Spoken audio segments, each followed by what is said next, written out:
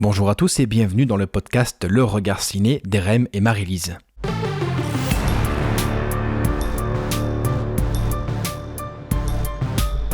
On vous propose dans ce court premier épisode de nous présenter Marie-Lise et moi. Je m'appelle Richard et pour faire simple, je suis un passionné d'images de manière générale. Je m'intéresse autant à la vidéo qu'à la photo et j'ai déjà tourné quelques courts-métrages et autres vidéos. Après un cursus en école de cinéma dans la ville de Lyon, de 2008 à 2011, j'ai compris tardivement que tenter de travailler dans le ciné n'était pas fait pour moi. Les métiers du 7e art requièrent un tel don de soi que j'ai mesuré mes limites quant au sacrifice personnel que j'étais prêt à fournir pour ce domaine. J'y ai toutefois appris énormément de choses, rencontré des personnes passionnantes et nettement approfondi mes connaissances théoriques et pratiques en la matière. Aussi loin que je me souvienne, le cinéma a concrètement commencé à faire partie intégrante de ma vie lorsque j'ai découvert, vers l'âge de 7 ans, Jurassic Park de Steven Spielberg. Niveau référence originale, on repassera, c'est sûr, mais j'ai la conviction que c'est à ce moment-là que j'ai pris conscience du pouvoir magique du cinéma et qu'un film pouvait non seulement se regarder, mais aussi se ressentir. Que quelqu'un muni d'une caméra parvienne à me convaincre, visuellement et émotionnellement, de la réalité d'une histoire pourtant parfaitement artificielle fut pour moi une révélation.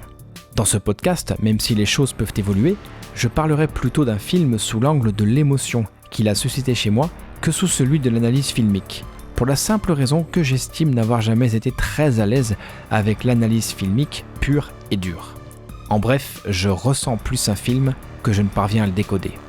Je m'intéresserai toutefois beaucoup aux coulisses du film pour mieux comprendre son contexte, les intentions de son réalisateur et les potentielles anecdotes de tournage que j'aurais pu trouver.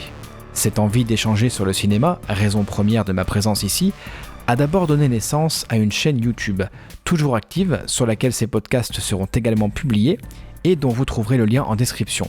Avant que je prenne conscience que sous cette forme, elle n'était tout simplement pas compatible avec ma vie personnelle et avec le temps que je pouvais et que je souhaitais lui accorder.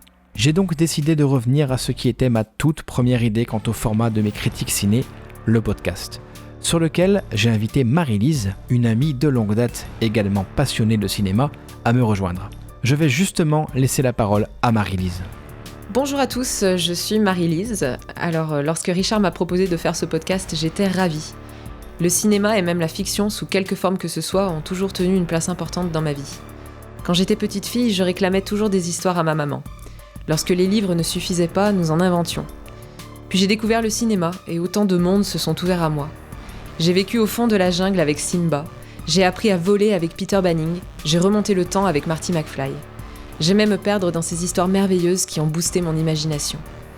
Adolescente, lorsque j'étais le souffre-douleur de mes camarades et que je subissais les moqueries sur mon poids, mes lunettes ou mon appareil dentaire, le cinéma m'offrait une évasion salvatrice. Pendant 1h30, je devenais grande, mince et belle. J'avais la rangée de dents de Julia Roberts, mais aussi son tour de taille. Je dépensais des sommes folles sur Rodeo Drive pour refaire ma garde-robe. Je butais les méchants terroristes avec John McClane. Je m'aventurais hors de la comté avec Frodo. Et surtout, je ne laissais jamais bébé dans un coin. Plus qu'une échappatoire, le cinéma m'a permis de me créer une armure pour un quotidien parfois compliqué. Mais il m'a surtout fait comprendre qu'une autre vie était possible. Une fois devenue adulte, le cinéma n'était plus un moyen d'échapper au monde.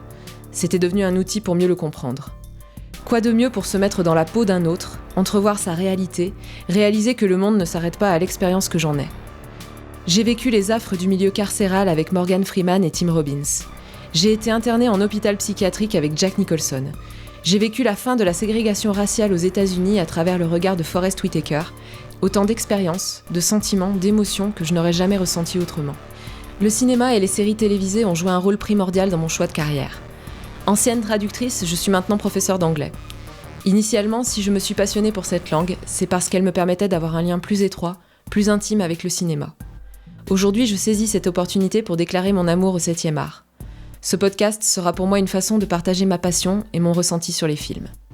Sans plus attendre, on vous propose d'aller retrouver notre premier podcast consacré au film Midsommar de Ari Aster.